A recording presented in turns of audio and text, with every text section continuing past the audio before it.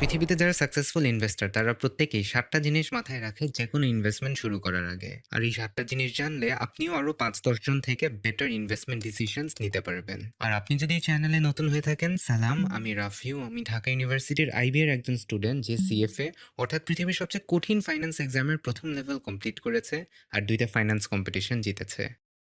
প্রথম যে জিনিসটা মাথায় রাখা লাগে সেটা হচ্ছে রিস্ক, অর্থাৎ ঝুঁকি। ঝুঁকি হচ্ছে মূলত দুই ধরনের। এক হচ্ছে আপনি যে রিটার্নটা আশা করছেন সেটা থেকে কতটা কম বেশি আপনার রিটার্ন হতে পারে। আর দ্বিতীয়ত আপনি যে ইনভেস্টমেন্টটা করেছেন সেটা লস হয়ে যাওয়ার সম্ভাবনাটা কিরকম। আপনি ধরেন স্কোয়ার ফার্মার একটা শেয়ার কিনলেন, সেখানে ধরেন আপনি 10% রিটার্ন আশা করছেন, কিন্তু শেয়ার মার্কেট তো আসলে কিরকম রিটার্ন দিবে সেটা প্রত্যেক দিনই চেঞ্জ হয়। দেখা গেল এটা 15% রিটার্নও দিতে পারে, বা দেখা গেল যে এটা ২-৩% রিটার্ন দিল ১ বছর পর। এই যে আপনি যে একটা রিটার্ন আশা করেছেন কিন্তু সেটা থেকে কম বেশি একটা রিটার্ন পাচ্ছেন, সেটা যেমন একটা রিস্ক। আবার ধরেন আপনি কারোর কথা শুনে একটা ক্রাউড ফান্ডিং প্ল্যাটফর্মে টাকা ইনভেস্ট করেছেন। কিন্তু দেখা গেল যে আপনি যে ব্যবসায় ইনভেস্ট করেছেন সেটা অনেকটাই লস হয়ে গেছে, আপনাকে টাকা দিতে পারছে না। তো আপনার টাকা যা ছিল পুরা ইনভেস্টমেন্টটাই কমে গিয়েছে। সেটা হচ্ছে আরো বড় রিস্ক। চিন্তা করেন শেয়ার মার্কেটে কিন্তু সবসময় ওই প্রথম ধরনের রিস্কটা থাকে, অর্থাৎ আপনি যে রিটার্নটা আশা করছেন সেটা কখনোই আপনি পান না। কিন্তু শেয়ার মার্কেটে কখনো ওই রিস্কটা থাকে না যে আপনার টাকা নিয়ে কেউ উধাও হয়ে যাচ্ছে। এটাও চিন্তা করেন যে বাংলাদেশে দ্বিতীয় ধরনের রিস্ক কিন্তু অনেক কমন। আপনি হচ্ছে ধরেন একটা জমিতে ইনভেস্ট করেছেন একটা কোম্পানির মাধ্যমে। দেখা যায় যে কিছুদিন পর ওই কোম্পানিটা বন্ধ হয়ে গেছে। তখন দেখা যায় যে জমির ডেভেলপমেন্ট হয় না, অন্যান্য অনেক ঝামেলা এর সাথে চলে আসে। সেজন্য এই দ্বিতীয় ধরনের রিস্ক যেখানে আছে সেখানে আপনার আরো বেশি সতর্ক হওয়া উচিত। তাছাড়া আরো কয়েক ধরনের রিস্ক আছে, যেমন মার্কেট রিস্ক। আমি যদি খুব রিসেন্ট একটা উদাহরণও যদি দেই, এই যে ইরান, ইসরায়েল, ইউএস এর যে তেলের ক্রাইসিস হচ্ছে সেটার জন্য দেখা গেছে পুরা শেয়ার মার্কেটের সবগুলা শেয়ার ডাউন। তো পুরা মার্কেটের সবকিছুর দাম যখন কমে যায় সেটাকে মার্কেট রিস্ক বলে। আরেকটা ধরনের রিস্ক হচ্ছে স্পেসিফিক রিস্ক, অর্থাৎ পুরা মার্কেটে বাকি সবকিছু ঠিক আছে কিন্তু আপনি ঠিক যে শেয়ারটাতে ইনভেস্ট করেছেন বা ঠিক যে জায়গায় ইনভেস্ট করেছেন ঠিক সেটারই দাম কমে গেছে। সেজন্য আমাদের কোনো একটা জায়গায় ইনভেস্ট না করে অনেক ধরনের ইনভেস্টমেন্ট করা উচিত। সেটা আমি এই ভিডিওতে আলোচনা করেছি। দ্বিতীয় যে জিনিসটা মাথায় রাখা লাগবে সেটা হচ্ছে রিটার্ন। আমরা অনেক সময় অতিরিক্ত রিটার্ন আশা করি, কিন্তু আমার জানা মতো বাংলাদেশে এমন কোনো ইনভেস্টমেন্ট নাই যেটা অনেক বেশি রিস্ক না নিয়ে ১৫-২০% এর বেশি রিটার্ন আপনাকে দিতে পারবে। রিটার্নের ক্ষেত্রে একটা জিনিস যেটা সবসময় মাথায় রাখতে পারেন সেটা হচ্ছে কত বছরের মধ্যে আপনার রিটার্ন ডাবল হচ্ছে সেটা আপনি আগে থেকে ক্যালকুলেট করে নিতে পারেন। সেটা কিভাবে করে? রুল অফ 72 বলে একটা জিনিস আছে। আপনি যদি ৭২কে যে রিটার্নটা আশা করছেন সেটা দিয়ে ভাগ দেন, তাহলে আপনি কত বছরে সেটা ডাবল হবে সেটা ক্যালকুলেট করতে পারবেন। একটা উদাহরণ দিয়ে যদি বুঝাই, আপনি যদি ১০% রিটার্ন আশা করেন, সেখানে আপনি ৭২কে ১০ দিয়ে ভাগ দিবেন। তাহলে কত? 7.2 অর্থাৎ ৭ বছর আসে। অর্থাৎ আপনি যদি ১০% করে প্রত্যেক বছর রিটার্ন পান, তাহলে আনুমানিক ৭ বছরের মধ্যে আপনার টাকাটা ডাবল হবে। তো এভাবে ইনভেস্টমেন্টের সময় আমাদের রিটার্ন মাথায় রাখতে হবে। তৃতীয় যে জিনিসটা মাথায় রাখা উচিত সেটা হচ্ছে টাইম হরাইজন, অর্থাৎ আমি কত দিনের জন্য ইনভেস্টমেন্ট করছি। এটার ক্ষেত্রে একটা থাম্ব রুল হচ্ছে আপনি যত বেশি দিন ধরে ইনভেস্টমেন্ট করার প্ল্যান করছেন তত বেশি রিস্ক আপনি নিতে পারবেন। আপনি ধরেন ১০ বছরের জন্য শেয়ার মার্কেটে ইনভেস্টমেন্ট করছেন। তখন কোনো বছর আপনার ২০% রিটার্ন আসবে, কোনো বছর আপনার -১০-১৫% রিটার্ন আসবে।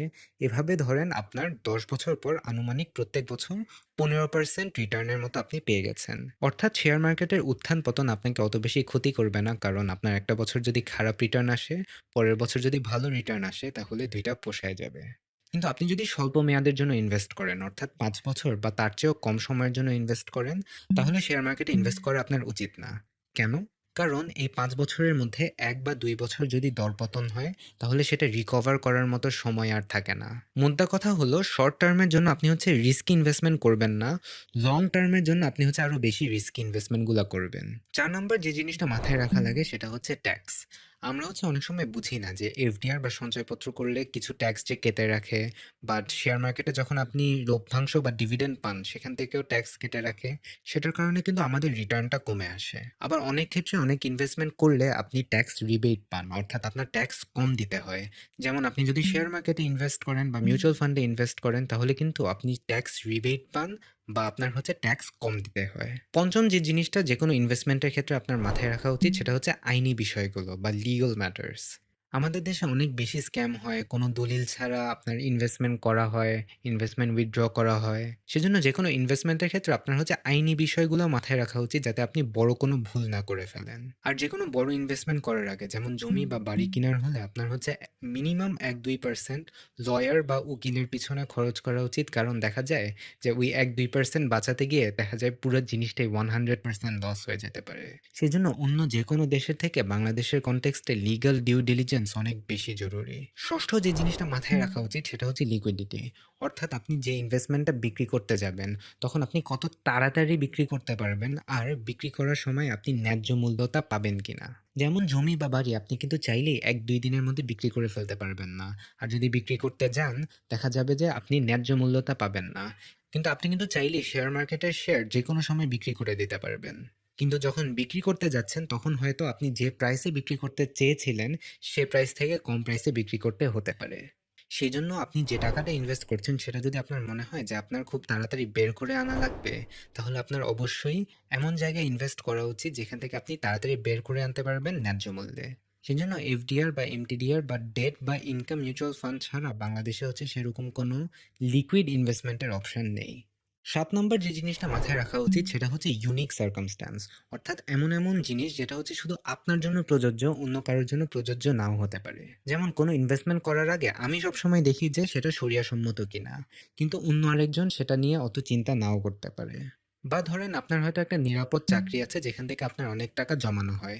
সেই টাকাটা আপনি চাইলে আরেকটু রিস্কি জায়গায় ইনভেস্ট করতে পারেন। কিন্তু আপনি ধরেন একজন ব্যবসায়ী, আপনার হয়তো যেকোনো সময় টাকা লাগতে পারে।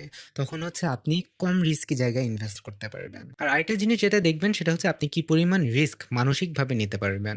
আপনার যদি মনে হয় যে আপনার ইনভেস্টমেন্টের ভ্যালু ৫% কমলেই আপনার হচ্ছে রাতে ঘুম আসবে না, তাহলে কিন্তু আপনার শেয়ার মার্কেটের ধারের কাছেও কখনো যাওয়া উচিত না। আর এখন থেকে আপনার সব ইনভেস্টমেন্ট ডিসিশনই হচ্ছে এই সব কিছু মাথায় রেখেই করা উচিত। রিস্ক কিরকম, রিটার্ন কতটা আশা করছেন, কত দিনের জন্য ইনভেস্ট করছেন, ট্যাক্স কিরকম, আইনি বিষয়গুলো আছে কিনা, কি পরিমাণ লিকুইড, আর হচ্ছে আপনার জন্য যে জিনিসগুলো প্রযোজ্য সেই সব কিছু মাথায় রেখে ইনভেস্ট করবেন। আর ইনভেস্টমেন্ট নিয়ে যদি আরো জানতে চান তাহলে এই ভিডিওটা দেখতে পারেন। আর আমার অন্য ভিডিও এখানে পিন করা থাকবে। Thank you so very much for watching.